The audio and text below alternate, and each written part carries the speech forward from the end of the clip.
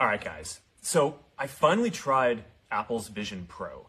And, I have to say that before this, I expected that Quest would be the better value for most people since it's really good and it's like 7 times less expensive. But after using it, I don't just think that Quest is the better value. I think that Quest is the better product, period. And, the different companies made different design decisions for the headsets. They have different strengths. But overall, Quest is better for the vast majority of things that people use mixed reality for. Now, my friend Kenny is actually capturing this video on Quest's high-resolution mixed reality pass-through right now. We're just here in my living room, and you can see his browser windows and whatever else he's got running up here. So yeah, Quest 3 does high-quality pass-through with big screens, just like Vision Pro. But we also designed it to be great for a lot of other things, moving around, playing games, hanging out with friends and socializing, working out, and more. Quest, I think is just a lot more comfortable. We designed it to weigh 120 grams less, which makes a really big difference on your face. There's no wires that get in the way when you move around. It's a big deal. Our field of view is wider, and I found our screen to be brighter also.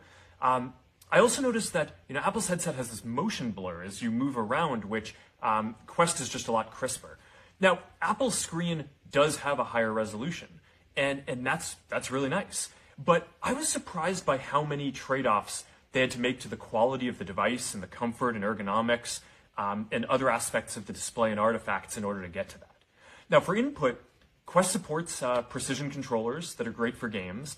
Both headsets support hand tracking, but I found ours to be a little more accurate. Apple's eye tracking is really nice. We actually had those sensors back in Quest Pro. We took them out for Quest 3, and we're going to bring them back in the future. It's a nice interface. It's not perfect for everything, though. For typing or complex tasks, you're going to want things like hands or a keyboard or controllers or eventually a neural interface for those kind of inputs.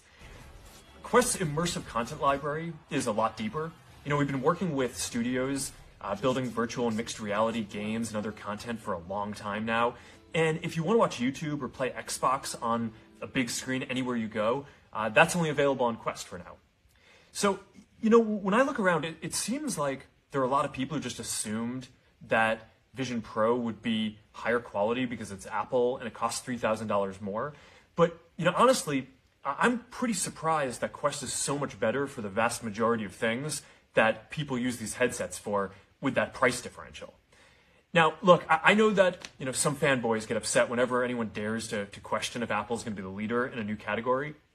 But the reality is that every generation of computing has an open and a closed model. And yeah, in mobile, Apple's closed Model 1. But it's not always that way. If you go back to the PC era, Microsoft's open model was the winner. And in this next generation, Meta is going to be the open model, and I really want to make sure that the open model wins out again. The future is not yet written. So, I want to take a moment to just thank everyone who's been building with us for more than a decade. That goes for both Quest and the Ray-Ban Meta glasses, which are doing way better than I even hoped that they would.